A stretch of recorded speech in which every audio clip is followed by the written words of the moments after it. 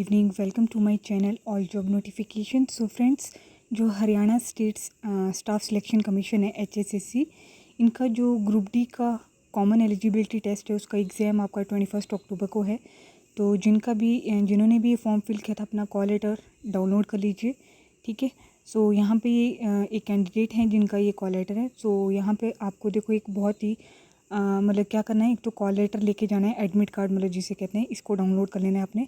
बाकी देखते हैं क्या क्या इंस्ट्रक्शन है, तो गो थ्रू करेंगे पूरा। और एग्जैक्ट टाइम, ये जो कैंडिडेट है इनका टाइमिंग जो है वो 7:30 बजे है, ठीक है।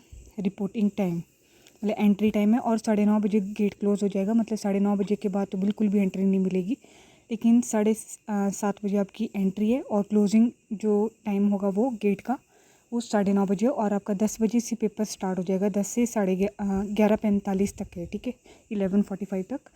सो यहाँ पे लिखा है देखो, the holder of this admit card is allowed to travel free in Haryana roadway buses to the exam centre and back to his और हर रिस्पेक्टिव स्टेशन। तो बहुत ही अच्छा हरियाणा गवर्नमेंट ने किया है कि जिनका भी जो एग्ज़ाम है, जो भी कैंडिडेट्स हरियाणा के हैं, सो वो इस एडमिट कार्ड के थ्रू आप हरियाणा रोडवेज़ की जो बसेस हैं वहाँ पे फ्री आप ट्रैवल कर सकते हैं, ठीक है। और जा भी सकते हैं और आ भी सकते हैं, ठीक है, दोनों अप एंड डाउन। सो यहाँ पे लिखा है candidate must bring print admit card with 2 identical photographs चाहिए आपकी, same as uploaded at the time of filling application form. मतलब जो आपको एप्लीकेशन फॉर्म में, मतलब जो आपके एडमिट कार्ड में फ़ोटो है वैसे ही आपको 2 पासपोर्ट साइज़ फ़ोटो चाहिए, ठीक है। First to be pasted on the admit card and another photograph to be pasted on the attendance sheet in the examination hall और रूम, ठीक है। मतलब एक आपको कॉल लेटर पे लगानी है और एक आप एक्स्ट्रा रख लीजिए, पर आप मिनिमम मतलब 2, वैसे तो 2 ही बोला है यहाँ पे, पर 3 कर फोटोग्राफ डाल के रखिए, एक एडमिट कार्ड में लगा दीजिए और 2 एक्स्ट्रा रख लीजिए, ठीक है। होता है कई बार गुम हो जाए तो फिर, ताकि आपको वहाँ पे कोई दिक्कत ना आए, ओके। और उसके साथ ही आपको जो है आपका आईडी प्रूफ जो है, ओरिजिनल आईडी प्रूफ, जैसे ड्राइविंग लाइसेंस हो गया, वोटर आईडी हो गया, आधार कार्ड हो गया, ई आधार, और पासपोर्ट हो गया, पैन कार्ड हो गया, आपका राशन कार्ड हो गया, ठीक है। ये आपको चाहिए। अगर जिस भी कैंडिडेट्स के पास ये आइडेंटिटी कार्ड नहीं होगा तो उसको एग्ज़ाम देने नहीं दिया जाएगा, ठीक है। और इसकी आपको फ़ोटो कॉपी भी निकाल देनी है, जो आपका जो आधार कार्ड या जो भी पैन कार्ड आप लेके जा रहे हैं, सो उसकी आपको फ़ोटो कॉपीज़ भी रखनी है, ठीक है।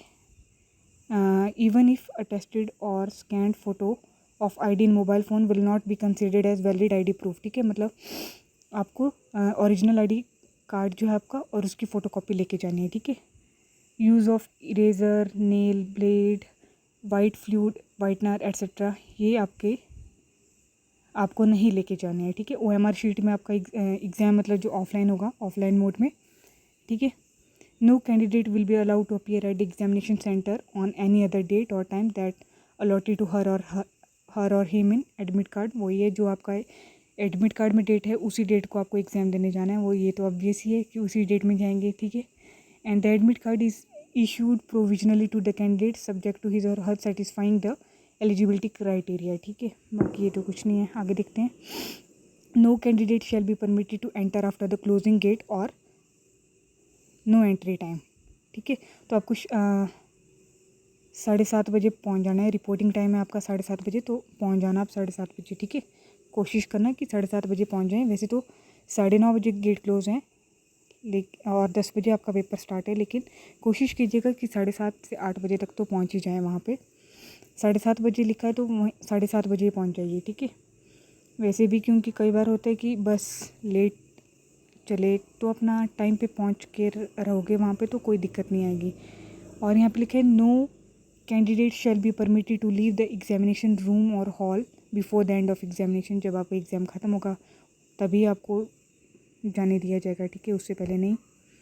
Candidate are advise to verify the location of exam centre और venue a day before appearing in the exam, ठीक है। और no candidate would be allowed to enter the exam centre without this admit card and undertaking valid ID proof and proper frisking, ठीक है। सो आपको admit card जो है आपका, उसके साथ आपका आईडी प्रूफ और उसकी फ़ोटोकॉपी और पासपोर्ट साइज़ फ़ोटोज़ वो लेके जानी है, और अपना पेन लेके जाना है, ठीक है।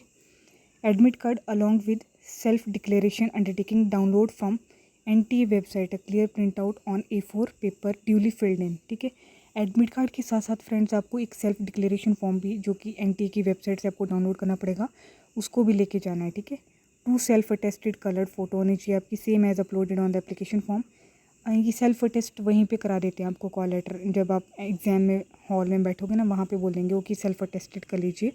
एक आपको एडमिट कार्ड में लगानी है, एक आपको एक्स्ट्रा चाहिए अटेंडेंस के टाइम में। ठीक है, ओरिजिनल वैलिड ID प्रूफ चाहिए, बता रही है आपको। ब्लू और ब्लैक पेन चाहिए आपको। नो पर्सनल पेन विल, अच्छा यहाँ पे क्या लिखा है, the NTA will provide the blue और black pen to the candidate during the exam, no personal pen will be allowed. ठीक है, तो आपको कोई भी पेन लेके नहीं जाना है, हालांकि डाल के रखना है, लेकिन यहाँ पे बोला है कि वो खुद देंगे आपको पेन। ठीक है, before reaching the exam centre candidate must enter required detail in self declaration undertaking, self attested photograph होनी चाहिए। ठीक है, candidate has to put his और her signature and thumb impression at the appropriate place on the admit card in the presence of invigilator. ठीक है, any other personal belonging, जैसे आपको ring, chain, ear ring, belt, watch जो digital watch होती है, mobile phone, Bluetooth और sharpener, fluid etcetera, ये नहीं ले जाना है। ठीक है, ये प्रोहिबिटेड है।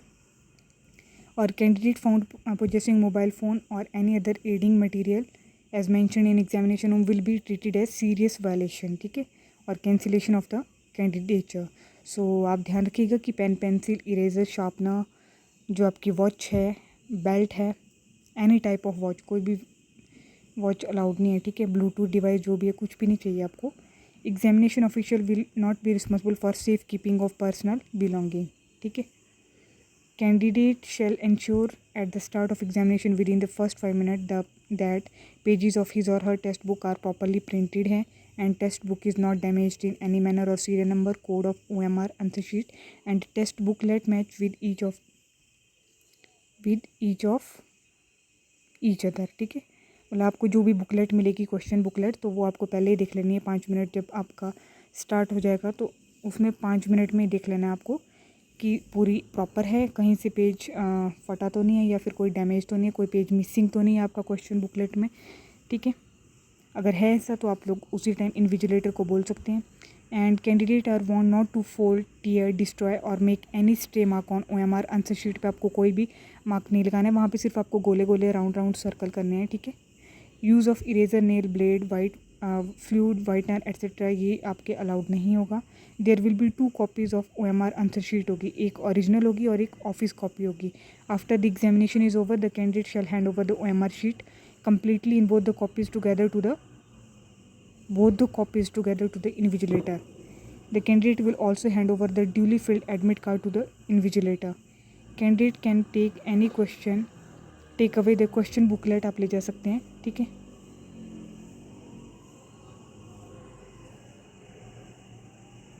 और यहाँ पे क्या लिखा है friends, OMR answer sheet to the end goes away with any of the above document, both OMR answer sheet along with office copy and original ID card his और her candidate shall be cancelled किया जाएगा। ठीक है, so friends आपका जो OMR sheet है, answer sheet मतलब जो होगी वो तो आपको देनी है, और उसके साथ जो कार्बन कॉपी नहीं होती उसकी, मतलब जिसमें वो छप जाता है, वो भी आपको उनको इन्विजिलेटर को दे देनी है। ये तो गलत बात है, कार्बन कॉपी तो आपके पास होनी चाहिए, क्योंकि उसी से तो आप एग्जैक्ट पता लगा पाओगे कि आपने कितना किया। तो आप ऐसा कर सकते हो कि क्वेश्चन बुकलेट में फिर थोड़ा टिक लगा सकते हो। ठीक है, आंसर शीट में बिल्कुल नहीं करना है, जिसमें round round circle OMR sheet उसमें नहीं करना है। क्वेश्चन बुकलेट में आप अपना आंसर टिक कर सकते हैं जब आपका टाइम आपके पास बचे एंड में। ठीक है, ये साथ साथ लगा दीजिए ताकि आप जब आंसर की आएगी तो आपको पता लग पाए। वैसे तो वहाँ पे आ जाते, शो हो जाते हैं कि आपने कौन सा टिक किया है और कौन सा आंसर है, आंसर की जब आएगी। ठीक है, ईच क्वेश्चन हैज़ 5 क्वेश्चन होंगे, there is only 1 correct answer होगा to each question and double mark नहीं करना है। अगर मान लो आपका कोई क्वेश्चन जैसे ABCD 4 ऑप्शन है, आपने यहाँ पे गलती से टिक कर दिया और आपको फिर बाद में लगा कि D में था, आपने दोनों में कर दिया, तो ये कैंसिल हो जाएगा।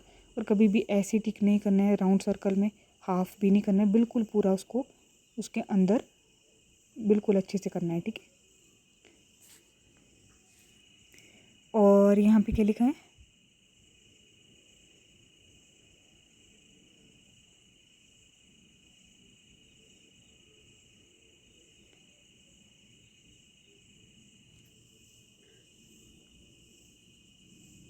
वो देखो यहाँ पे क्या लिखा हुआ है, बहुत ही अच्छी इन्फॉर्मेशन दी है।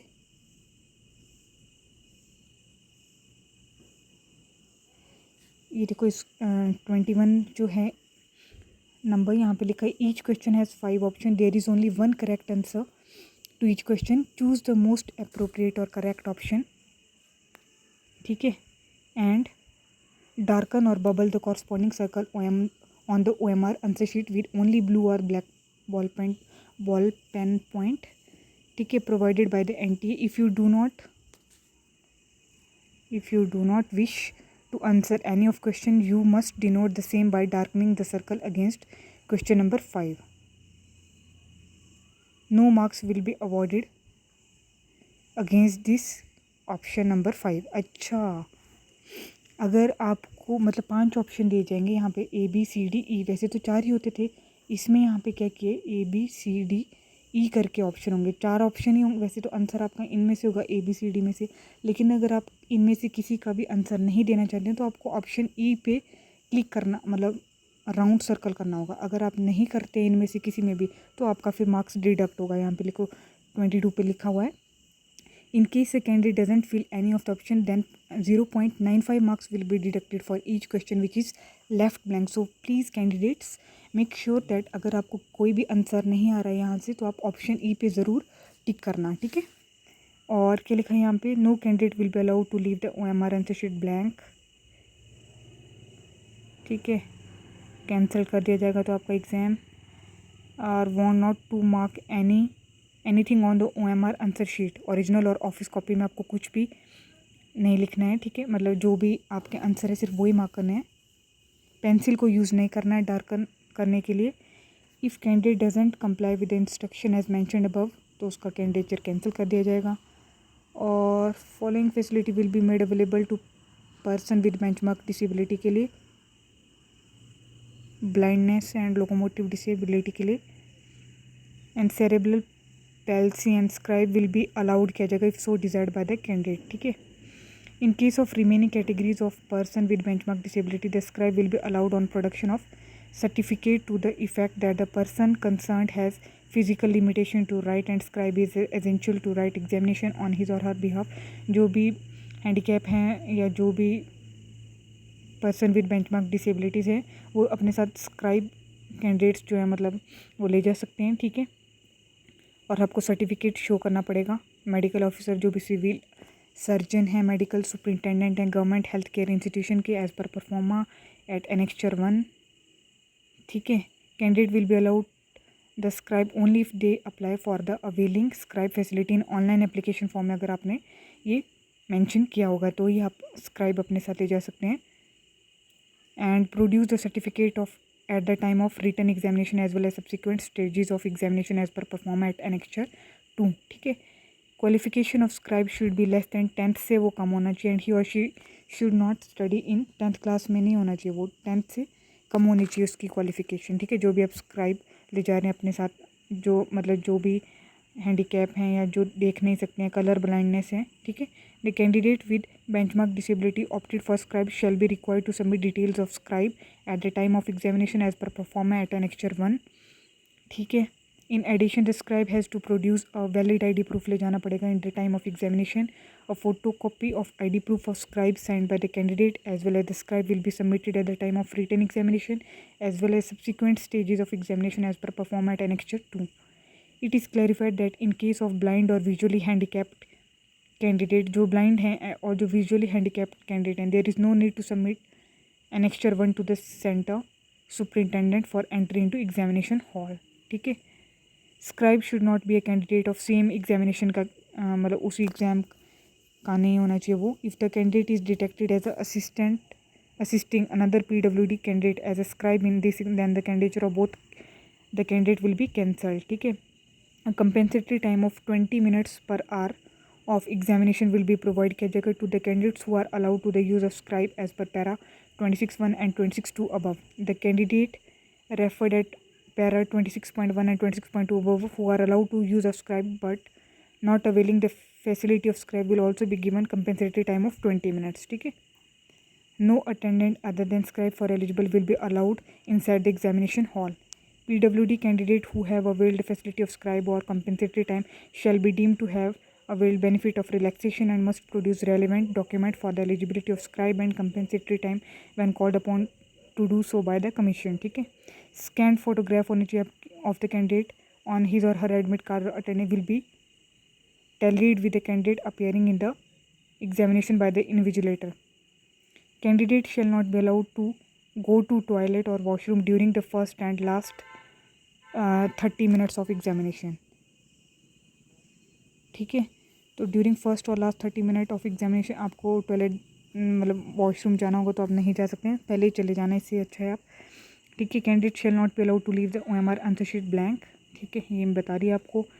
In case of any discrepancy between English and Hindi version of any question in the question booklet the English version will be treated as the final and authentic. मान लो आपका इंग्लिश में कुछ क्वेश्चन है और हिंदी में उसमें थोड़ा गड़बड़ हो गया है तो आपका इंग्लिश वाला को ठीक माना जाएगा। ठीक है, नो कैंडिडेट शेल अडॉप्ट और indulge in any unfair means in the examination process. ठीक है, और examination centre are under CCTV surveillance हैं।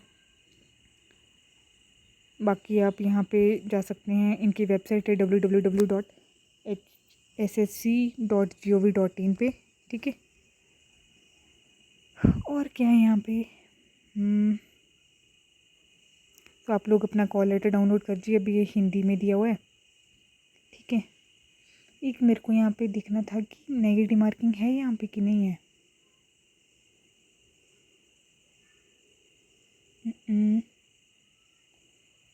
कहाँ पे है,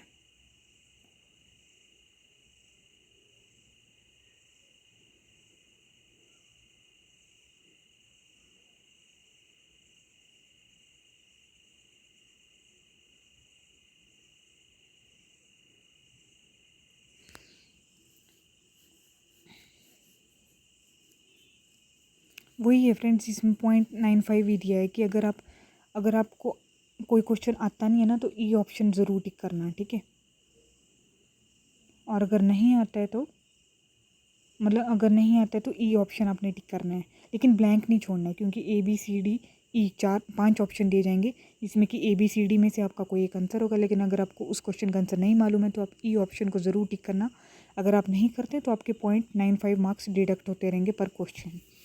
सो यही था फ्रेंड्स HSSC ग्रुप D जो CET आपका कंबाइंड एलिजिबिलिटी टेस्ट होने जा रहा है। So all the very best and bye bye, take care. इसके रिगार्डिंग और कोई आपको हेल्प चाहिए हो तो आप कमेंट बॉक्स में टाइप करके ज़रूर पूछिए। Bye bye, take care and to subscribe.